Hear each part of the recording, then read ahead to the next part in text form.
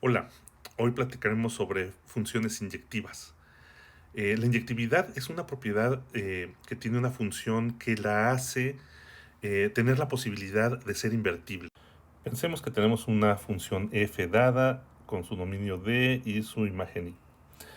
Una función inversa para esta tendría que ser una función que nos regrese las cosas de i a d. Típicamente denotamos a la función inversa de f con este signo, f a la menos 1. ¿Y qué tendría que estar pasando? Pues que si nosotros enviamos algún x bajo f a pues a donde tenga que ir, a f de x. Esto, bueno, es obviamente un y en la imagen de f. Y la función inversa tendría que regresarnos a este y en el mismísimo x. Esto quiere decir entonces que la función inversa de f tiene que cumplir estas condiciones, que si nosotros aplicamos f inversa a lo que sale de aplicar f a x, deberíamos estar regresando exactamente a x, y que si aplicamos f a lo que sale de regresar con f inversa a un y, deberíamos devolver al mismísimo y. Veamos el siguiente ejemplo. La función f de x igual a x cuadrada con dominio igual al conjunto de todos los números reales. Esta función, bueno, a cada número real le asocia su cuadrado. Por ejemplo, al 2 le asocia su cuadrado, que es el 4, ¿cierto? Esta función de f se lleva al 2 en el 4. Y, pues bueno, la inversa, si es que la tuviera, pues tendría que regresar al 4 en el 2, o tendría que regresar al 4 en cualquier cosa cuyo cuadrado fuera 4. Entonces, nuestra función se vería confundida. No sabría si al 4 lo tenemos que regresar al 2 o al 4 lo tenemos que regresar al menos 2.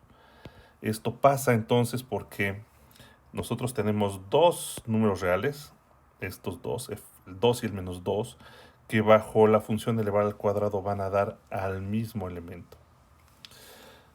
Ese es entonces el problema que en el que podemos estar involucrados y por el cual no podríamos tener necesariamente una función inversa, porque justo una función inversa tendría que decidir uno y solo uno valores, un solo valor a dónde regresar a cualquier elemento de la imagen de f. Entonces decimos, por definición, que una función f es inyectiva. Las imágenes de elementos distintos del dominio de f son ellas mismas también distintas. Hay muchas maneras de decir esto mismo, ¿no? También podríamos decir que para cualesquiera x y y, si f de x fuera igual a f de y, entonces deberíamos tener que x es igual a y. Esto no es más que la contrapuesta de la definición oficial. Las funciones inyectivas también se suelen llamar uno a uno, y la razón por la que esto pasa es que si nosotros las visualizamos, entonces cada un elemento del dominio va a dar a un elemento del contradominio o de la imagen. Esto siempre, esto en contraposición a que, digamos, dos elementos del dominio pudieran ir al mismo elemento de la imagen, que dos elementos del dominio pudieran tener la misma imagen. Este caso es el que no pasa cuando una función es inyectiva. Y justo también por esa razón es que las funciones inyectivas son exactamente las mismas que las funciones invertibles. ¿A dónde debería la función inversa regresar alguien de la imagen de f? Pues al único elemento del cual viene. De este modo, dada f una función inyectiva, se define la función f inversa de tal manera que evaluada en algún elemento y de la imagen de f nos da un x si solamente si y es justamente la imagen de x bajo f. Una función cualquiera probablemente a manera global no es inyectiva, pero a lo mejor por tramos sí. Volvamos al ejemplo de la función f de x igual a x cuadrada. Esta función no es inyectiva en todo su dominio. Es obvio que dos cosas que tienen el mismo valor absoluto van a tener el mismo cuadrado. Pero si nosotros nos restringimos a un dominio más pequeño, digamos, si consideramos como dominio de f al intervalo 0, infinito, esta función sí es inyectiva. Y lo es por una razón del orden. Sabemos que si nosotros tenemos que x y y son no negativos y x menor que y, entonces x cuadrada es menor que y cuadrada.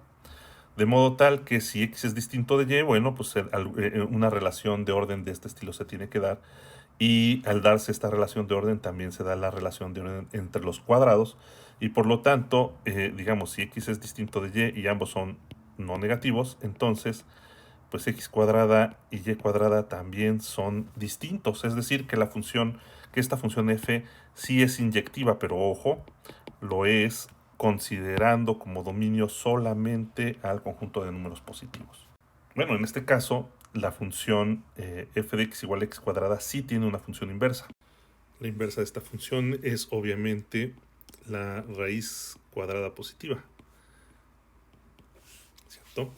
Si nosotros componemos, digamos, f de la f a la menos 1 de x sería lo mismo que elevar al cuadrado a quién, o sea, la raíz cuadrada de x. Y esto efectivamente nos da x cuando nuestra x es positiva. Por otro lado, si calculamos f inversa evaluada en f de algún x, pues tendríamos que estar calculando la raíz cuadrada positiva de x cuadrada, lo cual sí es igual a x porque x es positivo o 0. Dos situaciones especiales en las que se da la inyectividad es cuando las funciones son crecientes y cuando las funciones son decrecientes. Una manera común en la que una función es inyectiva, o al menos en un tramo podría serlo, es que sea creciente o que sea decreciente en tal tramo. Decimos que una función f es creciente en un conjunto A si para cualesquiera x y y elementos de A con x menor que y, ocurre que el valor que toma f de x es también menor que el valor de f de y. Esto quiere decir, pues, que una función es creciente cuando la relación de orden entre los elementos del dominio se preserva a la hora de calcular la función f. Por el contrario, una función f es decreciente en un conjunto A si para cualesquiera x y y con x menor que y en A ocurre que f de x es mayor que f de y. Esto es, que la relación de orden se voltea.